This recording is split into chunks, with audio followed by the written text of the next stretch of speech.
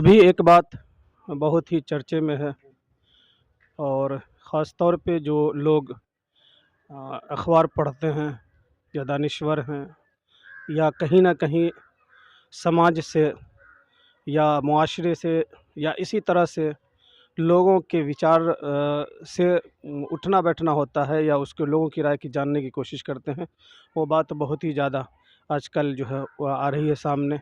यानी हमें कहने का मकसद ये है कि 1 जनवरी से 21 जनवरी तक जो पहले चरण में जनगणना हुआ था, 1 जनवरी से 21 जनवरी तक ये पूरा जनगणना हो चुका था और इसका डाटा भी लोड हो चुका था।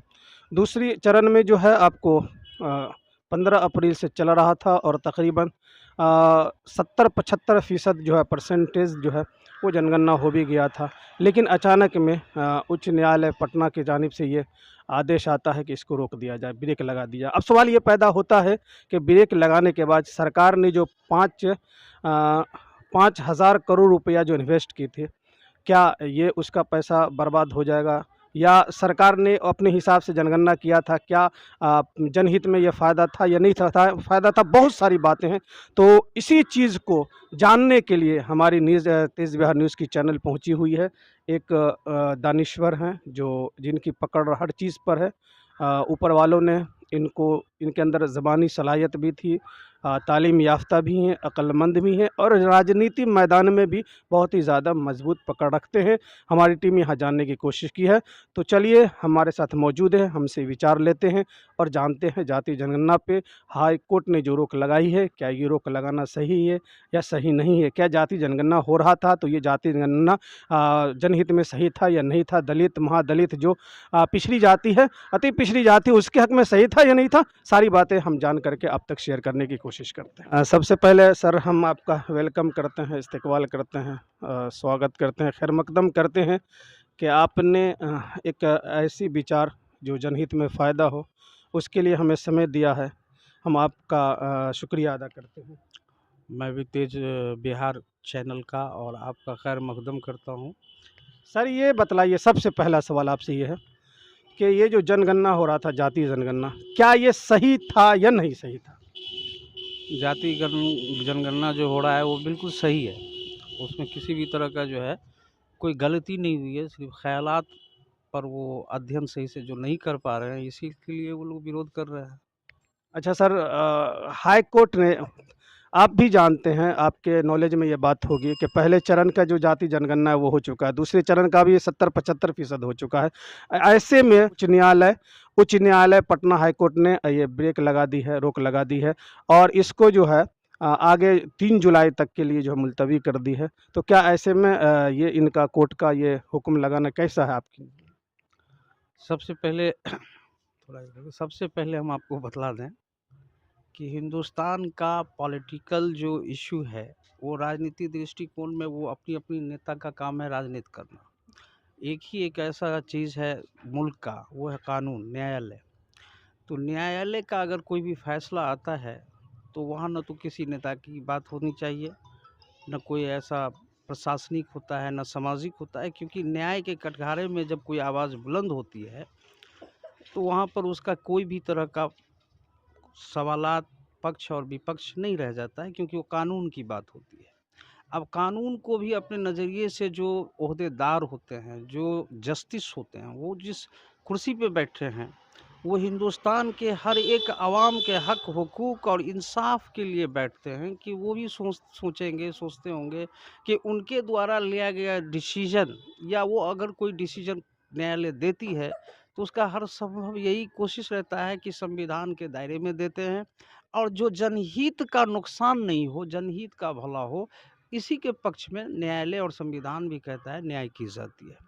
दूसरी बात है कि आपका कहना है कि आपका ये क्या मंतव्य है, मतलब जी, आपके नज़रिए से क्या है ये जो रोक लगा? जी, जी, जी। ये जो मतलब ये जनगणना है ये क्या है मतलब? जी, जी। तो मैं आपको स्पष्ट हूँ, क्योंकि न्यायालय के द्वारा जो निर्णय लिया गया उसमें मैं किसी भी तरह की जो है विरोध नहीं कर सकता हूँ, क्योंकि न्यायालय सर्वमान्य है और उनके फैसला को हर लोगों को मानना चाहिए। दूसरी बात, जहाँ तक पॉलिटिकल, सोशल, सामाजिक, राजनीतिक आर्थिक दृष्टिकोण से हो, जहाँ समाज के हित की दृष्टिकोण से हो, तो उसमें मसला खड़ा होता है कि कुछ साथी ऐसे हैं जिसको ये समझ में नहीं आती है, वो समझते हैं राजनीतिक रूप में लेते हैं।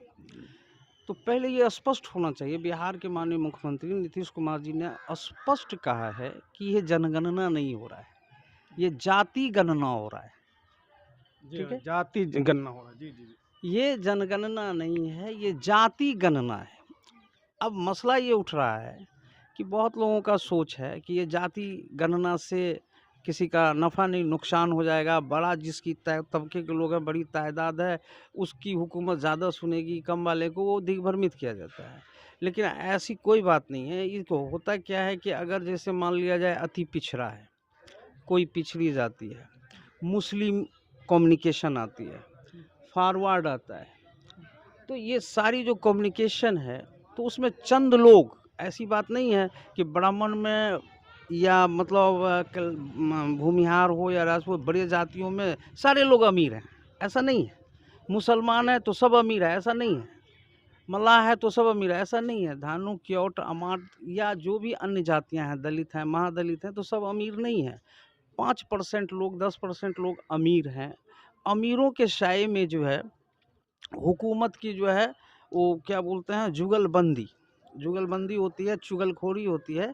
वो बड़े बड़े नेताओं से मिल करके वो अपने जात के नाम पर अपनी जमात को भुजाने का काम करते हैं, भुनाने का काम करते हैं, और वो हित लेता है। लेकिन जनहित में किस बिरादरी, किस देश का जो मूलवासी, हर एक व्यक्ति जो इस देश में पैदा हुआ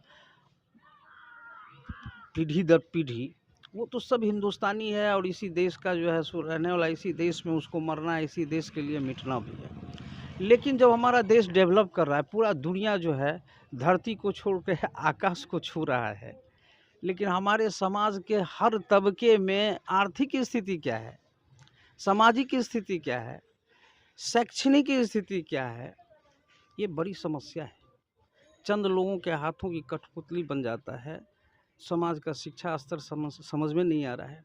तो जब तक हर एक जाति का कम्युनिकेशन जो है, उसके धरातल में हर एक वर्ग में किस वर्ग की क्या स्थिति है, जब तक सरकार के पास डाटा नहीं होगा, तो फिर वो काम कैसे करेगा।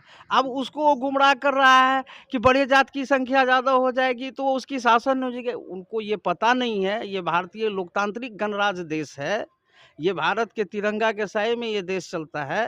ये किसी माई के लाल में हुकूमत ताकत नहीं होती है कि किसी एक का ज़्यादा हो जाएगा तो कम वाले को जो है घटा देगा, उसका शोषण करेगा। सरकार का काम है निचले तबके में, चाहे वो ब्राह्मण हो, चाहे वो बैकवर्ड हो, फॉरवर्ड हो, चाहे वो मुसलमान हो, हर तबके के जो हालात हैं उसकी सही जानकारी हर एक कम्युनिकेशन का पहुँचे, और उसी के आधार पर जनगणना भी हो, ताकि कोई भी व्यक्ति नीचा से ऊपर उठ करके backward to forward panel same हो जाए।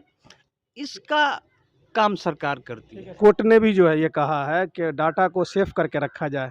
क्या यही कारण है जो तो आपका? बिल्कुल सही है ना, लोगों जो है वो नेतागिरी लोग कर रहे हैं। न्यायालय ने तो ये नहीं कहा है कि हमने डिसीजन दे दिया, न्यायालय ने कहा है डाटा को आप सुरक्षित रखिए, और वो भी चिंतन करेंगे, मनन करेंगे। बिहार सरकार के द्वारा जो ये स्टेप लिया गया है, इस पर 500 करोड़ या जो खर्च हुआ है, और हुआ है क्योंकि उतना ही नहीं हुआ है, जितने शिक्षक हैं या और भी सरकारी कर्मी हैं, वो लोग जो है अपने योगदान सरकारी ड्यूटी करने के बाद फिर ये जनगणना की भी ड्यूटी किया है अपने बाल बच्चे को छोड़ करके, उनकी भी रोजी रोटी और रिज्क उसमें फंसी हुई है। तो क्या सारे के ये हित को न्यायालय नहीं देखेगी? सबको देखेगी। न्यायालय न्याय करती है, किसी के साथ नाइंसाफी का काम नहीं करेगा। चलिए सर, आपसे हम तो आपकी क्या विचार, आपकी क्या राय है, हम अपने चैनल के जरिए से लोगों तक पहुंचाने की कोशिश करते हैं। होना चाहिए, जाति जनगणना होनी चाहिए, ताकि पता तो चले कि किस जाति के किस वर्गों में हर उस जात के लोगों का निचले स्तर में क्या हालात है। डाटा नहीं जाएगा तो पता नहीं चलेगा, और इसको वोट के रूप में राजनीति नहीं करनी चाहिए। सामाजिक और जनहित के रूप में जो समाज का कल्याण हो, उसके आधार पर यह काम करना चाहिए। ये बेहद बेहतर काम है, और यह काम जो है ये आज से नहीं है। अगर वो सही से सोचा जाएगा तो लोहिया, जेपी, कर्पूरी जो चाहते थे कि नीचे से वाला जो है, जब तक अंतिम पायदान का व्यक्ति तक जो है सो हक बराबर नहीं मिलेगा, तब तक हम समझेंगे कि मेरे देश का लोकतंत्र पूर्णतः कामयाब नहीं है। इसके लिए ये होना ज़रूरी है और होना भी चाहिए। शुक्रिया, थैंक यू, वेलकम आपका कि आपने थोड़ा-सा वक़्त दिया। और कुल मिलाकर के यही बात सामने आई। ये बड़े विद्वान भी है माशाल्लाह, और अल्लाह ने हर चीज़ पर इनको पकड़ दी है। तो इनकी यह राय हमने जानने की कोशिश की, तो इनकी भी राय यही है कि जाति जनगणना होनी चाहिए। किसी मसलहत के तहत, किसी हिकमत के तहत कोर्ट ने रोक लगा दी है। आने वाला समय है, हो सकता है कि कोर्ट उस पर मंथन करके फिर आदेश दे दे। आप देख रहे हैं हर छोटी-बड़ी खबरें तेज़ बिहार न्यूज़ पर। मैं आपके साथ मोहम्मद हयातुल्लाह, कैमरामैन।